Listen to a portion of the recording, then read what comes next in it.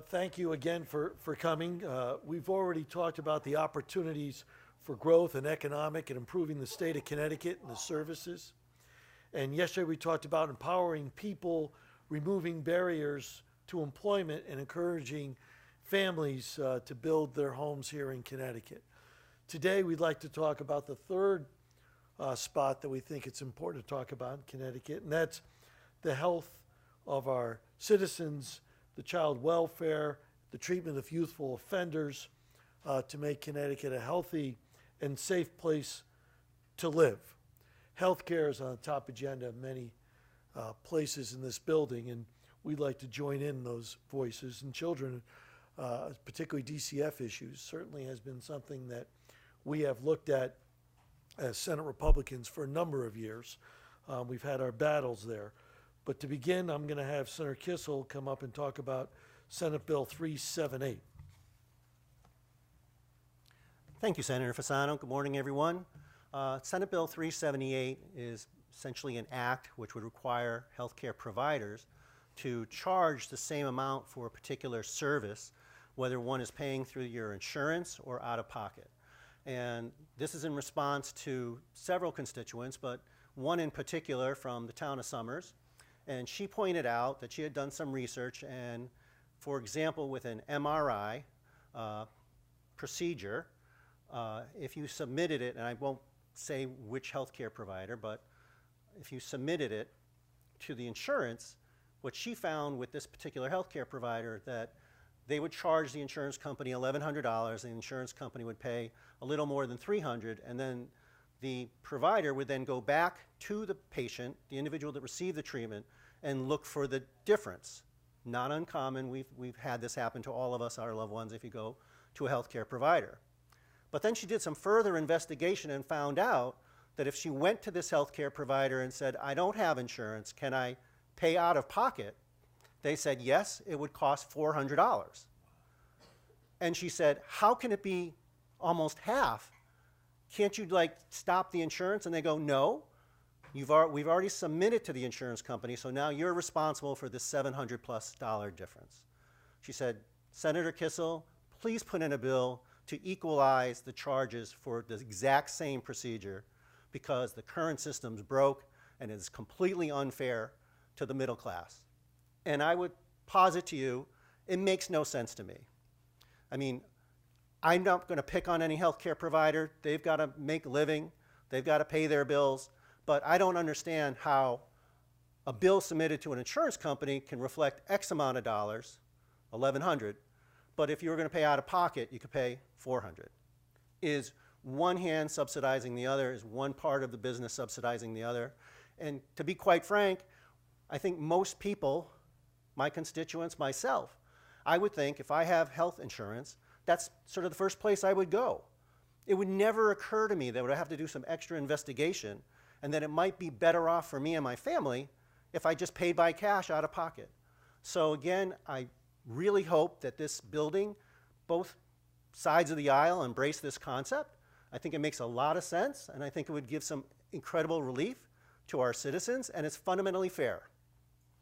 To the best of my thinking, I cannot imagine why it would be appropriate to charge one price if it's going to insurance and a different price if it's out of pocket. And I'm really hoping this bill or this concept gets the support of my colleagues. Thank you.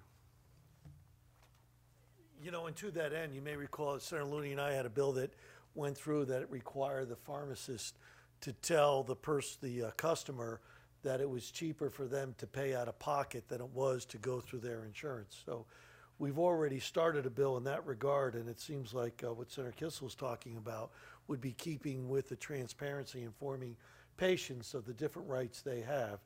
The next bills we want to talk about is Senate Bill 453, which is the Ombudsman for DCF. As you may recall, the DCF Ombudsman currently serves at the pleasure of the DCF Commissioner. And we believe it should be done more like they do for the judiciary, where it's independent.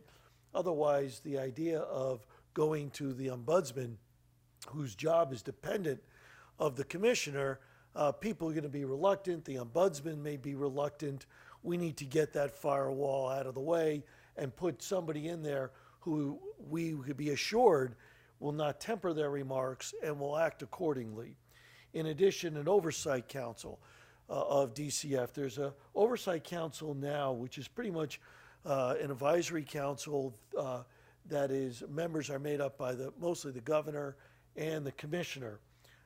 This oversight council, or the current advisory council, I should say, has met very few times, and they have very little teeth to say what should be changed and should not. So we want to put something in place that, once again, is meaningful, impactful, isn't controlled by the ones who we're asking them to oversee, and have a variety of group of folks on that council who have experience in this. So those are the two bills. They have been here before. I think we got the Ombudsman passed all the way through, and the governor vetoed it. So I believe, but at any rate, it's made its way through this building a number of occasions, and hopefully this year we can continue on with that as well. For the next bill, which is vaping, I'm going to have Senator Tony Wong talk about Senate Bill 618. Thank you, Senator Fasano. Vaping and e-cigarettes are a national phenomenon that is an inherent threat to our children. This bill would raise the age of purchase from 18 to 21.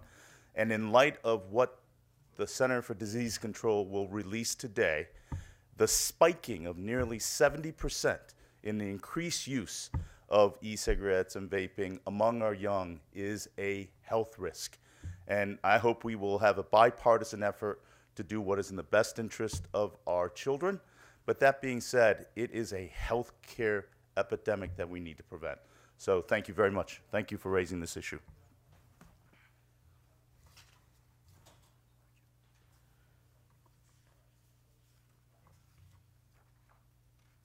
The next, I'd like to bring up Senator Kelly to talk about Senate Bill 136 with reinsurance program. Senator.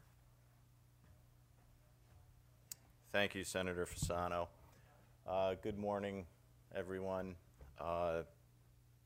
What this bill talks about is one of the single most important issues that we see here at the Capitol for the past several years, and that is that the promises of the Affordable Care Act, that health care would be affordable, we'd have greater access and improved quality, have not really been met by either the initiatives out of Washington or those under this dome here.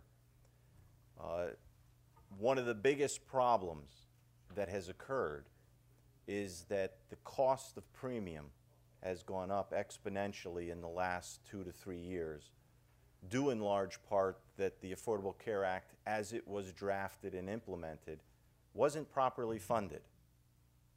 And so over the last 3 years especially, we've seen that drastic spike that has now made health insurance almost unaffordable for Connecticut families.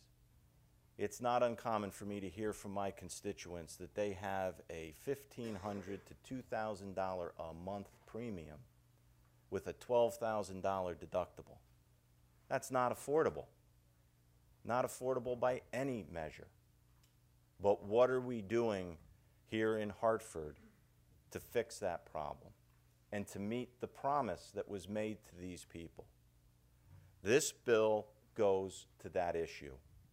What it would do is create a reinsurance program for carriers to utilize in the event they had experience beyond the cost of premium, as well as utilizing waivers under the Affordable Care Act that are presently in existence, that between the two of those, we would look at a state-based solution to this unaffordable health care insurance that Connecticut families are experiencing.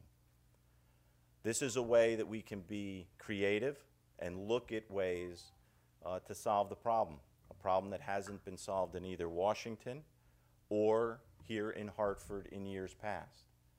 But I think it's gone far too long for that to occur. Another area that is a cost driver when it comes to insurance is just with the medical provider side.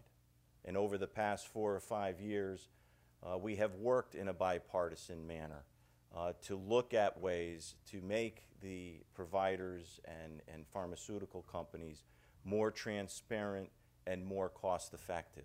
And what we'd like to do is to see that continue moving forward and to work together to create a solution that works for Connecticut families. This bill is the better way, and it does just that. Thank you.